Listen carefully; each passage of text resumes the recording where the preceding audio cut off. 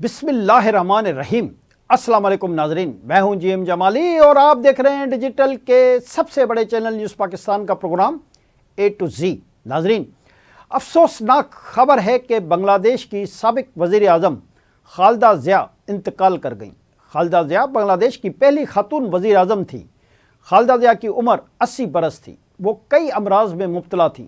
بنگلہ دیش national party کے مطابق انتقال دارالحکومت ڈھاکہ کے اسپتال میں مقامی وقت کے مطابق صبح 6 بجے ہوا۔ خالدہ ضیاء بنگلہ دیش کے سابق صدر ضیاء الرحمن کی اہلیہ تھی۔ وہ طویل عرصے سے کئی بیماریوں کا شکار تھیں۔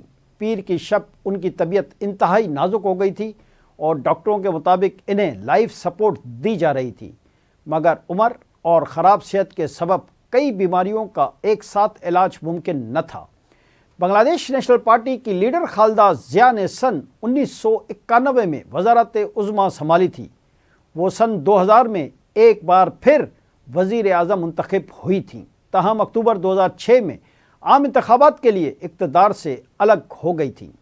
سیاسی کیریئر کے دوران ان پر کرپشن کے الزامات لگے۔ انہیں سن 2018 میں 5 برس کے لیے جیل بھی کاٹنا پڑی تھی۔ عوامی لیگ کی لیڈر شیخ حسینہ واجد سے ان کی طویل سیاسی رقابت بھی رہی۔ بالآخر شیخ حسینہ واجد کو پچھلے سال حکومت چھوڑنا پڑ گئی تھی۔ یاد رہے کہ خالدہ ضیاء کے بیٹے طارق رحمان 17 برس کی جلا وطنی گزارنے کے بعد چند روز قبل ہی بنگلہ دیش پہنچے ہیں۔ دوسری جانب بنگلہ دیش کی سابق وزیر اعظم خالدہ ضیاء کے انتقال کے سوگ میں بی پی ایل کے میچز ملتوی کر دیے گئے۔ بنگلہ دیش کرکٹ بورڈ کے مطابق بی پی ایل میں آج کھیلے جانے والے تمام میچز ملتوی کر دیے گئے ہیں۔ پی بی سی نے کہا ہے کہ میچز کے اثر نو شیڈول کا اعلان جلد کیا جائے گا۔ ترین اسنا پاکستان کی جانب سے بنگلہ دیش کی سابق وزیر اعظم بیگم خالدہ ضیاء کے انتقال پر گہرے دکھ کا اظہار کیا گیا ہے۔ ترجمان دفتر خارجہ نے کہا ہے کہ وزیر خارجہ اسحاق ڈار نے مرحومہ کے اہل خانہ سے اظہار ہمدردی، ان کے درجات کی بلندی اور اہل خانہ کے لیے صبر کی دعا کی ہے۔ وزیر خارجہ اسحاق ڈار نے کہا کہ اللہ تعالیٰ مرحومہ کو جنت الفردوس میں اعلیٰ مقام عطا فرمائے۔ ادھر وزیر اعظم شہباز شریف نے روس کے صدر ولادیمیر پوٹن کی رہائش گاہ کو نشانہ بنائے جانے کی مذمت کی ہے۔ ایک بیان میں وزیر اعظم نے کہا کہ اس طرح کے گھناؤنے حملے امن اور استحکام کے لیے خطرہ ہیں، خاص طور پر ایسے وقت میں جب امن کے لیے کوششیں کی جا رہی ہیں۔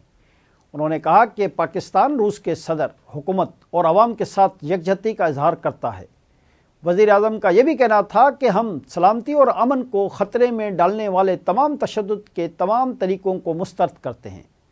واضح ہے کہ روس نے صدر ولادیمیر پوٹن کی سرکاری رہائش گاہ پر یوکرینی حملے کا الزام عائد کیا ہے۔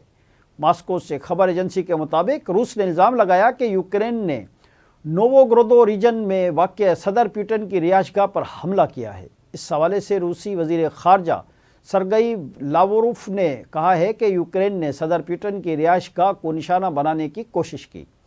روس کا کہنا تھا کہ یوکرین نے 28 اور 29 دسمبر کے درمیان پوٹن کی رہائش گاہ پر 91 لانگ رینج ڈرونز فائر کیے۔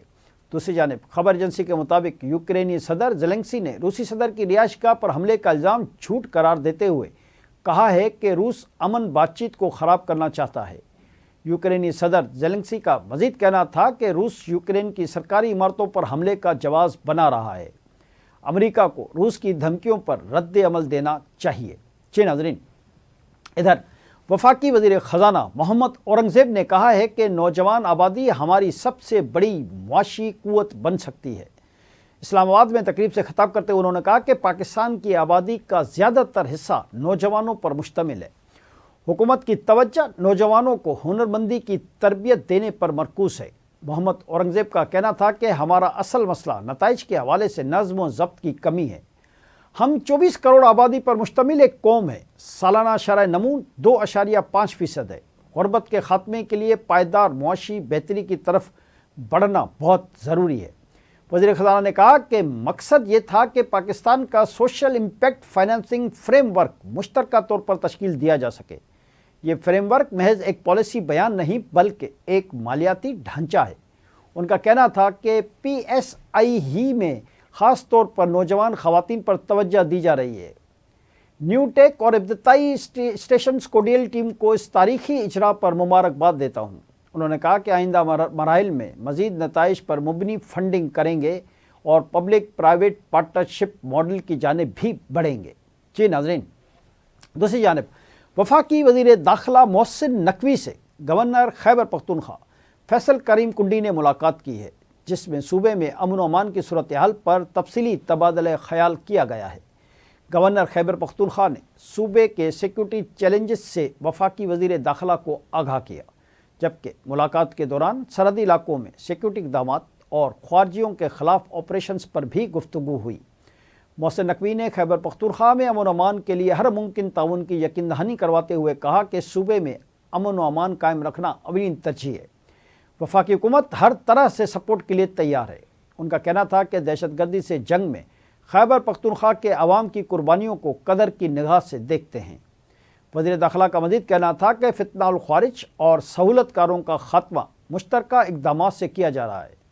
خارجیوں کے خلاف کسی قسم کی رعایت نہیں برتی جائے گی۔